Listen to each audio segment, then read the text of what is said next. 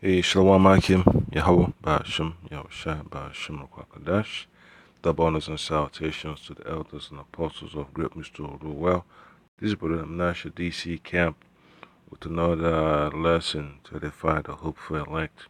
So I'm going to go into one of those customs that Jake has in West Africa. So it's the custom of mourning, because when you go into the scriptures, it talks about how the Israelites used to mourn, especially the women. Just say the nation as a whole. Our custom of mourning, and then you have certain examples or certain precepts. Within the context of what really happened back then, and what we still have as a remnant of it around the world. Now I'm going to focus on West Africa for this moment. So there's an article I was able to find online. It's written by a Levite in Nigeria.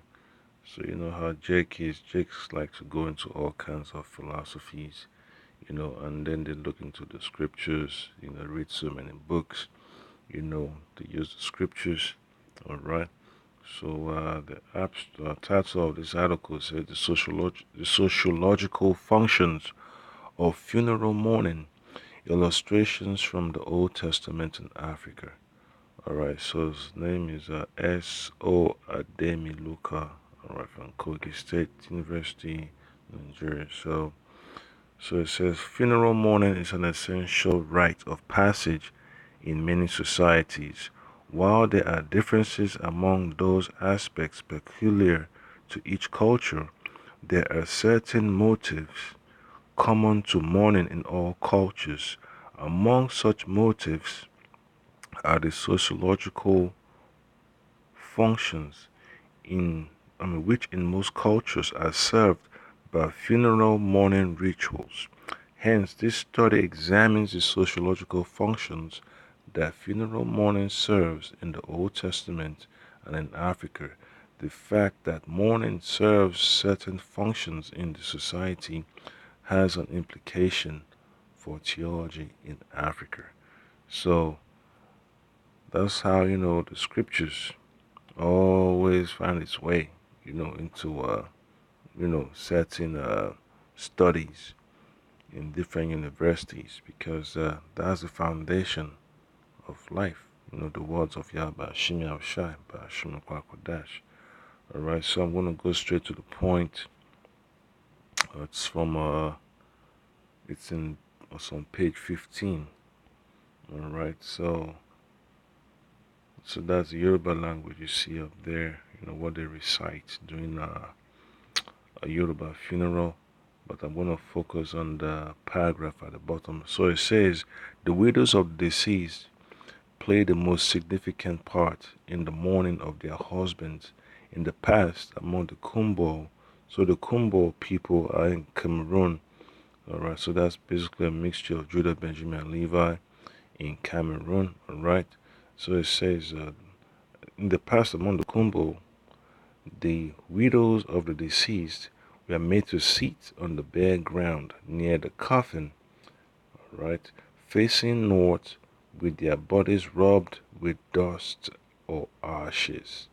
All right, so there are scriptures that tell you about how our people, should get the ashes, and they dress up in a sackcloth because they're in mourning. You know, you even have examples of that, just like King David. Even the prophets did the same thing too. All right, and then it says that it is important to know that this was only the occasion when women were allowed to sit on the ground without placing anything on it.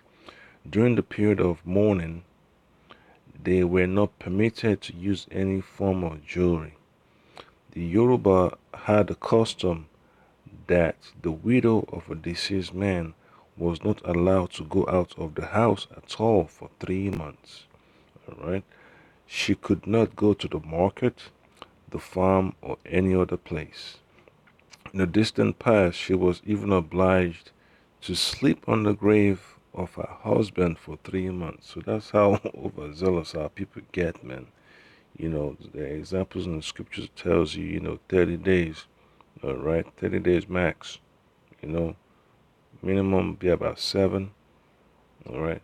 She was also required to go to the grave 3 times a day for 7 days to weep and to pay respect to him.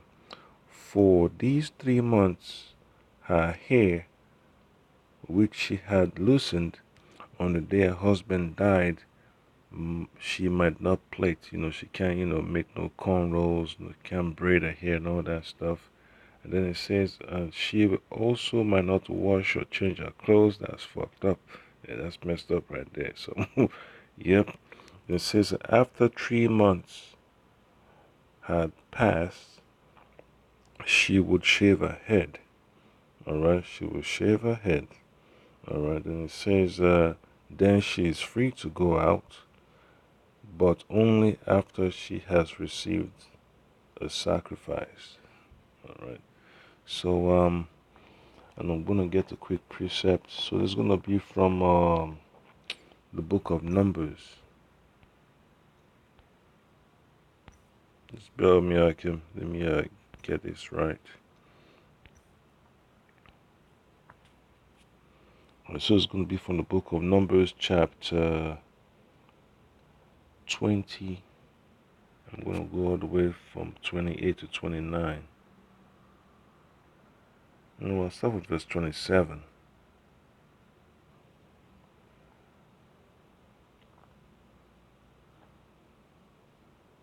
All right, you know what? I'll start with verse 25. So the Most High told Moses to take, from verse 25, take Aaron and Eleazar his son and bring them up unto Mount Hor, and strip Aaron of his garments and put them upon Eleazar his son.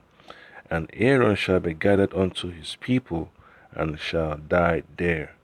And Moses did as the Lord Yahweh commanded, and they went up into Mount Hor in the sight of all the congregation. And Moses stripped Aaron of his garments, and put them upon Eleazar his son, and Aaron died there in the top of the mount. And Moses and Eleazar came down from the mount.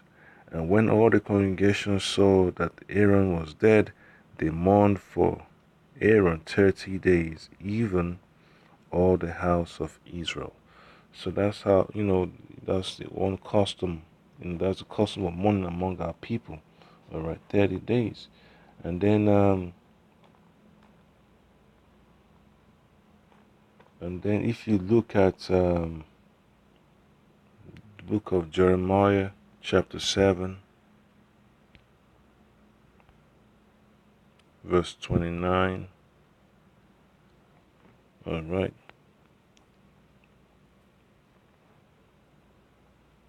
It says, cut off thy hair. All right. Cut off thine hair, O Jerusalem, and cast it away. Take up a lamentation on high places, for the Lord Yahweh had rejected and forsaken the generation of his wrath. So the point right there is to cut off the hair, all right, and cast it away and take a lamentation. So that's one thing, our people always have held on to. All right. So, and then if you read the book of 2 Samuel, chapter 14.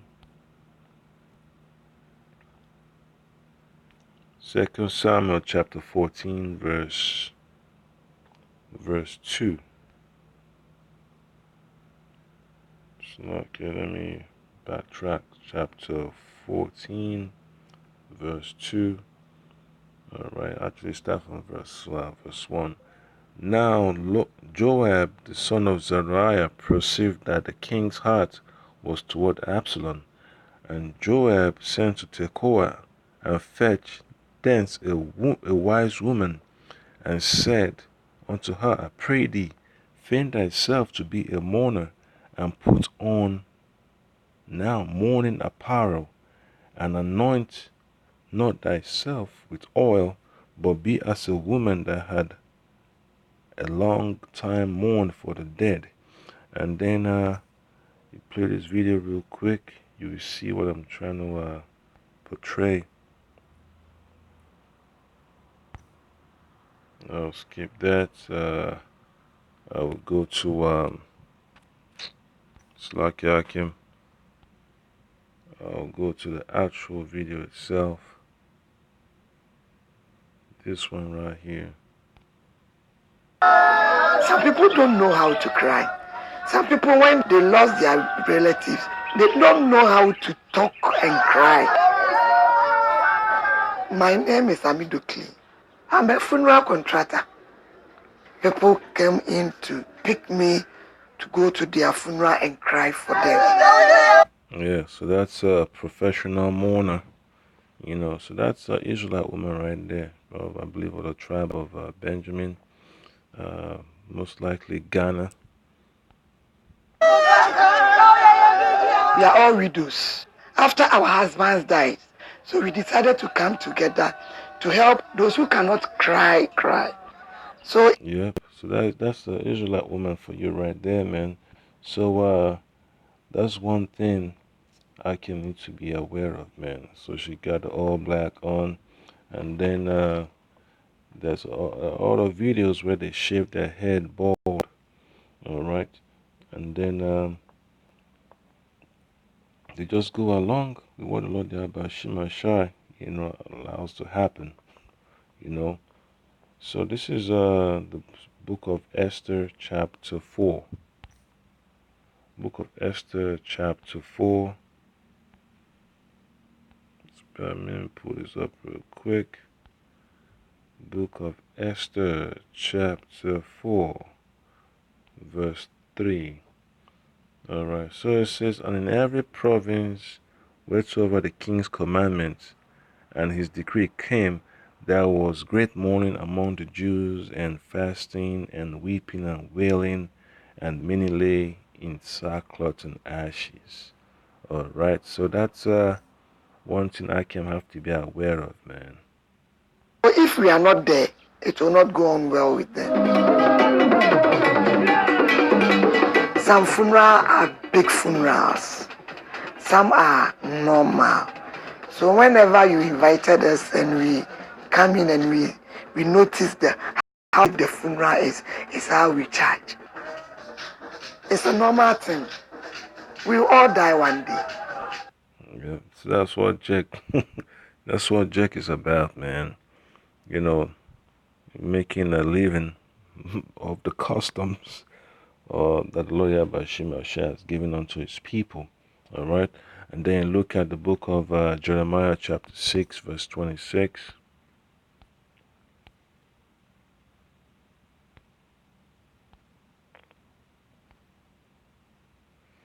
So it says, O daughter of my people, gird thee with sackcloth, and wallow thyself in ashes.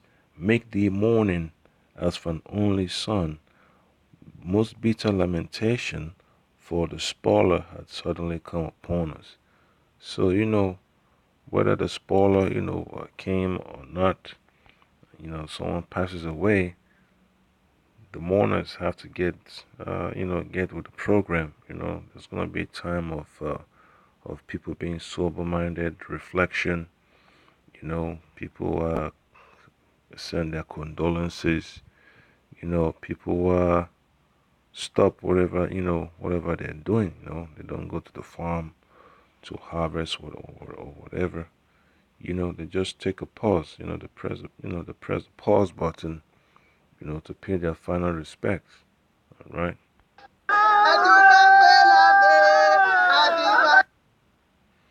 Yep. So that's one thing. Some people don't know how to cry.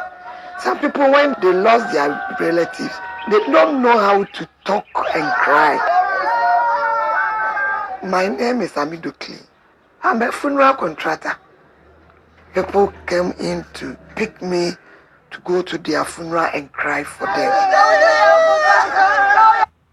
Yep. So that's one thing that happens, man. It's even very common among Jake. When you see Jake out there on the streets angry and protesting because one of their people got mowed down by the cops. That's one thing that Jake has to, does, man. Because they don't really know how to mourn, when shit goes sideways for them. So they just end up tearing shit up. All right. So I'm gonna get another precept. So it's gonna be from the book of Second Ezra. Second Ezra chapter 9. And then check verse 38. And it says, "And when I spake these things in my heart, I looked back with mine eyes, and upon the right side I saw a woman, and behold, she mourned and wept with a loud voice, and was much grieved in heart, and her clothes were rent, and she had ashes upon her head." All right, so that's one part of it, and then now we get another article that I have access to.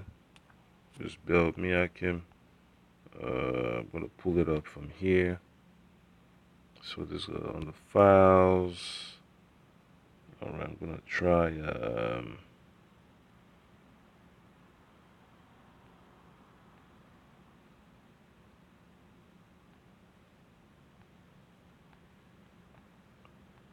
Yeah, it might be in another folder. But nonetheless, let me just pull out this picture. So that's Igbo woman right there. See the folks who have they're dressed in black. They're shaving the woman's head bald. All right, because someone in her family just died. All right, either her dad or her mother or her brother.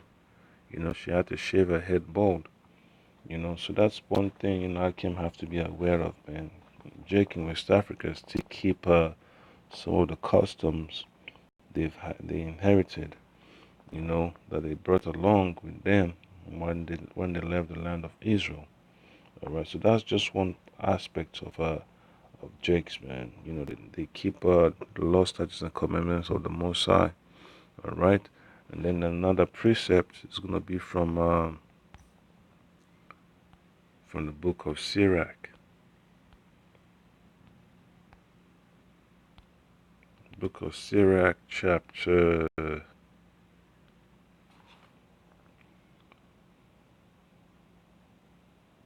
7, verse 34. So it says, "Fail not to be with them that weep, and mourn with them that mourn." So that's exactly what you see here in this video. You know, fail not to weep with those that weep, and mourn with those that mourn. So this is a good example right We here. are all widows. After our husbands died, so we decided to come together to help those who cannot cry. So if we are not there, it will not go on well with them. Yep, so that's what they dedicated their lives on to. Some funerals are big funerals. Some are normal. So whenever you invited us and we Yep, so we're black. So that's our people. And then I get one final precept. It's going to be from the book of Sirach also. So it's going to be Sirach chapter 22 and verse 21. Because our people like to dramatize, man. It's like it. Verse 12, okay. So it says, 7 days do men mourn for him that is dead, but for a fool and an ungodly man all the days of his life. All right. So our people like to dramatize so much stuff, man. Okay. And then I'll pull up a final article if the Lord Abashimasha permits. All right. So this is a good one here. I'm gonna read from this. So this is gonna be in chapter 4.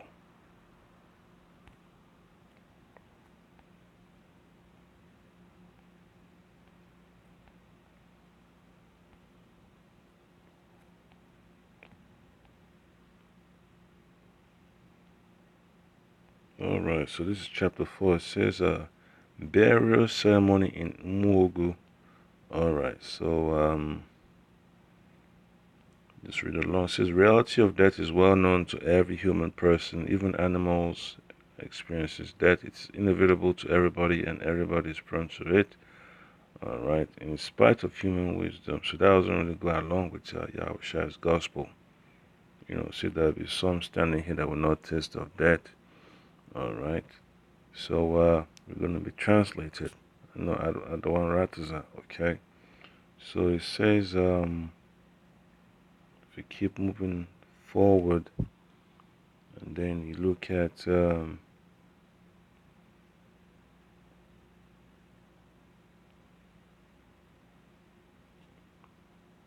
okay, I'm going to look on page 15.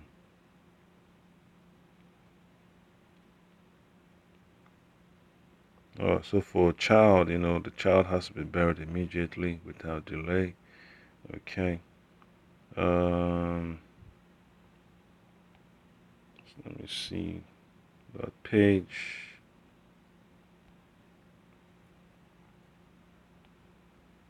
So I'm going to page 15.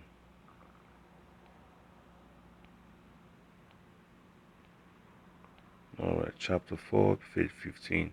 So it says the mourning period. All right, Igbankbe. So it says Igbankbe or mourning period is an Igbo culture. All right, that every Igbo community observes after the burial of an aged person. When a man dies, and after the burial and funeral rites ceremonies, a woman whose husband is dead observes this ritual practice. The woman in question puts on either black or white attire, or either for a period of 3 to 6 months, 6 months, or for a period of 1 full year, as the custom demands. Its practice, all right, its practice is usually for all in Igbo land, irrespective of religion, affiliation, all right. So it says during this period, the woman observes this rite, does not go to the farm, all right, just like we read for the Yoruba, all right, for the Yoruba women, according to Yoruba culture, she can't go out. She can't go engage in commerce. You know, she can't leave the house. People have to bring stuff to her in the house. She can't cook and all that stuff. All right. So it says that she does not go to the farm either, and neither will she go to the market nor cook in the kitchen. All right. So it says it's a very painful period for the woman who is known as Unwanyi Isikwe, simply a widow. She has no total freedom. All right. So so it says on the day that right expires, depending on the period assigned to her, the impe cloth, that is the sackcloth, will be taken off her, and will be set ablaze in the presence of immediate family members and also community members. So that's for Igbos, man. But Yorubas, you don't really know, they don't really use the sackcloth, So you can always see the intersection between the tribe of Levi and the tribe of Benjamin and Judah. They still keep the Hebrew customs of mourning and using the sackcloth. You know, the head gets shaved, and then I get the final video here just to show Akim that our people still keep those commandments, man. And the customs of the Lord Yahweh Shema Shai. All right, so this will be the last example I'm going to show Akim. So just bear with me. So this is going to be right here. How I to shave the head bald.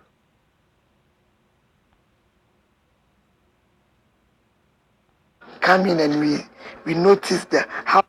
Damn, I was blocking the view. Here it is.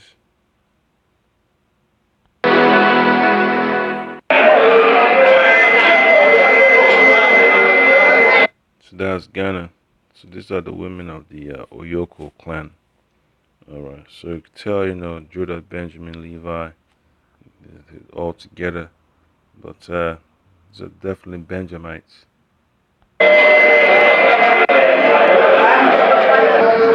So it says, why women in the Yoko clan royal family shaved their hair during the queen mother's funeral. So you can see the attire they're wearing. They're not wearing all black. It's a mixture of black and white. The only person you see wearing black will be some lady in the It's an impending something say. Someone who I believe why I did your nephew could be say one what one animal in Seattle. A penny I in a year. Yeah, Jano Quine. Yeah, what do Namo Benyaman at the above so bass as seasonal. Yeah, Jane Fesso, yes, on a sompa. And see, and they see a chess I was not Santia Punya, so yes, Santa Hima. And then you didn't appoint a beefy. Yep, so you see that? I was say a fee beer, you're planning in our black, she had a black garment on, because she's not of higher status than these people. But it's not really a big deal. You're always gonna have a mixture of black and white garments in there. They say we say we share the dot yena, you flag kuntumkri, and of we gonna you can see you flag company. And they say ye no ye no kra, I will say a fufu. Yes, on in say walk on ye jano kwai kose ye jano kwai walk to na namum and no ma menum e de amane pa akobo mu nti ye de na kunya kese e be fie nti fie bi e be. Yeah, so it's not just those three women you see on cameras. So many. Yeah, that's what. Yeah, the call rampem. To me, the free rampem the paper. Them on no means and not on the other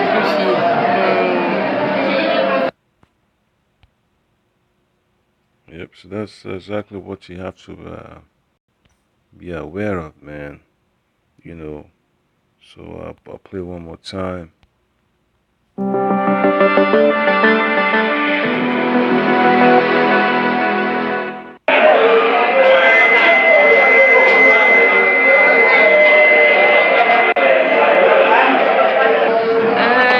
It's an impending something say. Someone who I believe why I did your nephew could be say one what one animal in Seattle. A penny I in a year. Yeah, Jano Quine. Yeah, what do Namo Benyaman. All right, so this part of the funeral rites of our late Queen Mother Nana Afia Kobi Sewa and Pem the second Asante Tema. All right. So that's it. I can, just bear with me. You could always see the issue, man, with our people, man. When they're keeping the customs of the Lord Yahweh Shema Shai. It's that evident. At the above, so bass as seasonal. Yeah, Jane Fesso, yes, on a sompa. And see, and they see a year. The chess I was not Santia Punya, so yes, Santa Hima. And then you didn't appoint a beefy. And see, your dear Punya beefy. I was say a fee beer, a beefiano. You're planning in our cotton. And noon see, they say we say we share the dot yena, you flag kuntumkri. And we're gonna you can see a flag. Yep, so that's the point there, Akim. So you just gotta understand our people, man. They still keep those customs, instead of getting the sackcloth, they just use a special type of clothing. All right, so you see them, they have the black and white garments that they're wearing, So that's just the point there, Akim. So that's the custom of mourning among our people, in West Africa. I just say Kahalali How Bashim Yavashai Bashim Krakodash. Double honors and salutations to the elders and apostles who do so well, and the Akim digging the words of Yabashim Yavashai with all diligence. So just a lot of customs that people keep, which are the Lord Yabashim Yavashai, that He has commanded us from the times of Moses. So, shouldn't be surprised, man, that they still keep those laws over there. So, I can always, do your research, check up on what's going on, and don't forget, this is all prophecy. So in these last days, Lord Yabashima Shai, we get our people together, we send his word out to get our people. And that way, we just gotta wait on his son Yabashima Shai for for deliverance, for salvation. All right, Shalom Akim.